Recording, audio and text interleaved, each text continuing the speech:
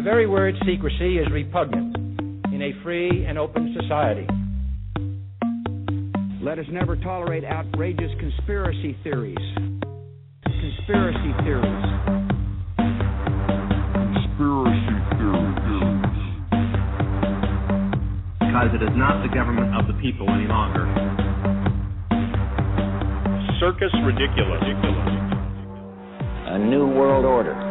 A world where the rule of law governs the conduct of nations. Most people do not understand the Illuminati. It's all about control. Conspiracy theories. It is a system which has conscripted vast human and material resources into the building of a tightly knit, highly efficient machine that combines military, diplomatic, intelligence, economic, scientific, and political operations. A new world order. Its preparations are concealed, not published. Its mistakes are buried, not headlined. Its dissenters are silenced, not praised.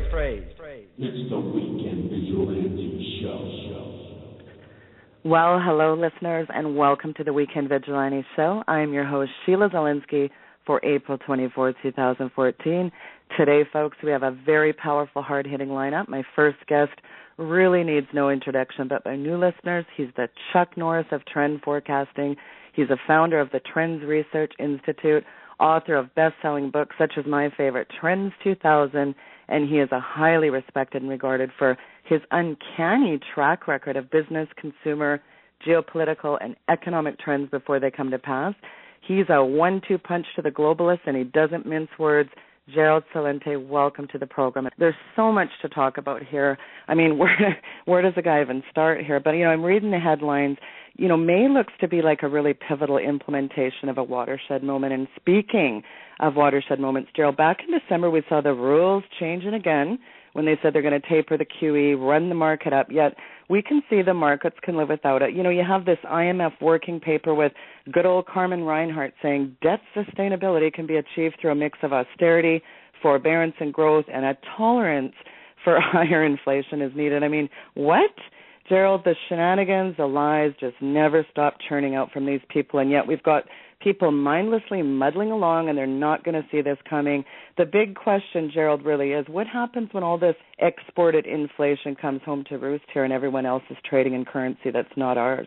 Well, it's difficult to say because everybody's doing it.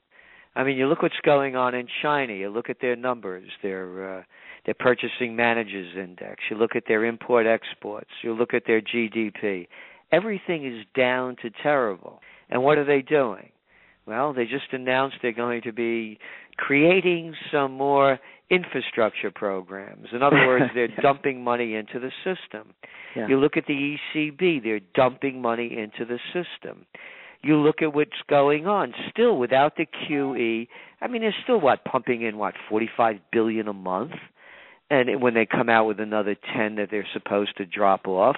But look what the real issue is. Interest rates are at all-time lows and for a very long time. So what is that doing? It's robbing all of us because in the old days there used to be a thing called savings accounts. And you put your money in the bank and you got a return on your interest that was above inflation. Now you're putting your money in the banks and you're getting 0.01% if you're lucky. But what the money's doing, Sheila, it's allowing the Ponzi scheme to keep going because all this cheap dough is allowing the hedge funds, the private equity groups, the investment banks, I love that term, investment banks, gamblers, high-stake gamblers, and they're borrowing money at almost nothing, and they're running the markets up. So as long as these interest rates stay low, you're going to continue to see the Ponzi scheme going because they're going to come up with a different label to keep the game on so that the private equity groups, the hedge funds, the venture capitalists, and the investment bankers could keep gambling. None of it is going to come down to the average person. In fact, the opposite is happening. Well, in fact, they'll just come up with a new scheme for the stimulus. And, enter Janet good old Janet Bernanke 2.0 in a skirt. I mean, look at these headlines. All these, this is like a bad Twilight Zone episode. You've got these unscrupulous charlatans at the helm. They never stop. Who was it, Gerald, that accused the USA of living off their printing press?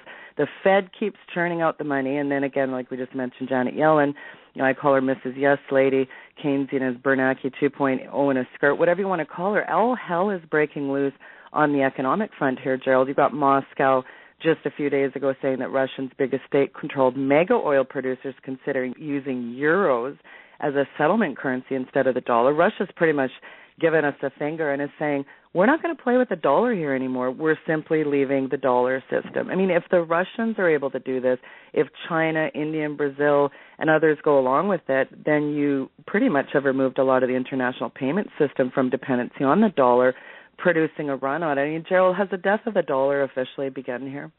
Yes and no. Dr. Paul Craig Roberts, who I'm sure your audience knows, the former Assistant Treasury Secretary under Reagan, and also he's a contributor to the TrendsJournal. And he and I were discussing this, and he said, I cannot believe that the BRIC nations, Brazil, Russia, India, China, and South Korea, have not already come up with a reserve currency.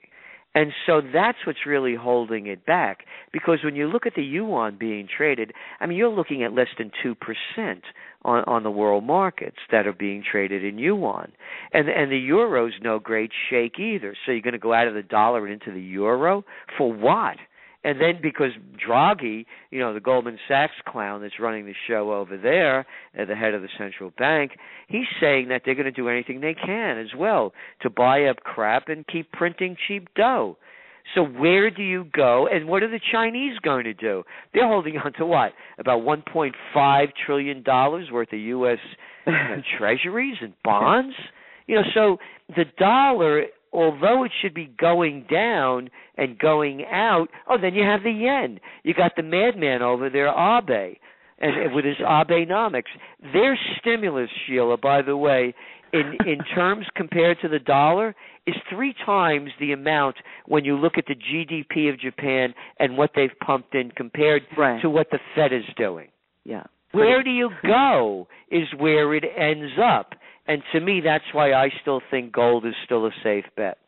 Absolutely. I mean, and then remember when Bernanke was asked if gold is dollar? I mean, this guy, I mean, you just have to shake your head. It's interesting because one of the headlines we saw, and I'm going to springboard into kind of a bigger infestation, we saw this standoff between the Bundy Ranch and the BLM, and that standoff, I think, really represented a visceral example, Gerald, of the growing discontent over an expanding federal government and a perfect storm illustration of an arbitrary and incompetent federal government running roughshod over its citizens, and really the steady erosion of personal wealth and liberty.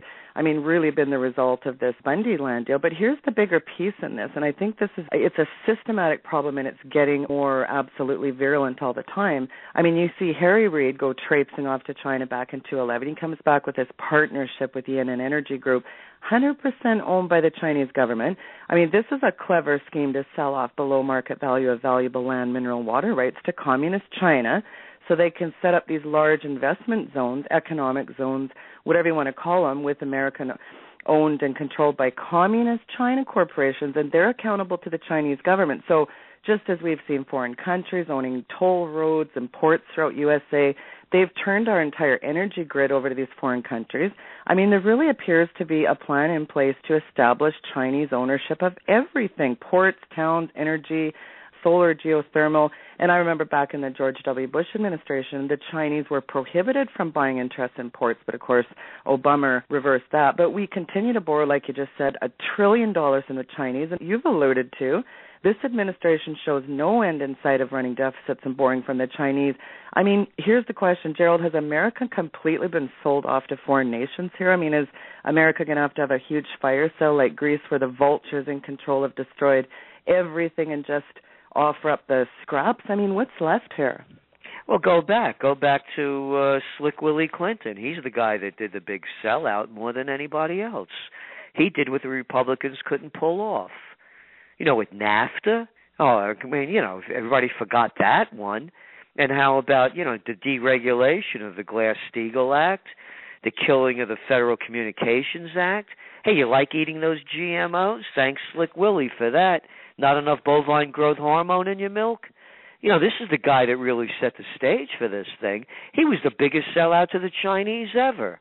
You bet. And now it just continues to escalate. But it's bigger than that because it's when under Bush, when they came out with the line, too big to fail, right in front of everybody's face, that was the end of capitalism. In capitalism, there is no too big to fail. It's called the merger of state and corporate powers. It's called fascism. It's not about the foreigners. It's a fascist takeover by the multinationals. You betcha. Look what's going on. You want a job out of college? You could work for Staples. I got a better one. How about CVS? Why not Walgreens? A little competition there. How about Home Depot? Come on. How about Lowe's? They've killed every act that was put in place. Robinson-Patman Act, Sherman Antitrust Act, Clayton Antitrust Act, as I said, Stiegel Act. Yeah. Everything has been taken out of the hands of the people and given to the multinationals. When I was a kid, there were no hedge funds. There were no private equity groups. There were no venture capitalists. It was against the law. And the other Slimer, that nice guy that everybody loves, Jimmy Carter, the guy that got the ball rolling. He was the one that started the big deregulation under the banking industry that now allows banks to charge us worse than loan shark rates.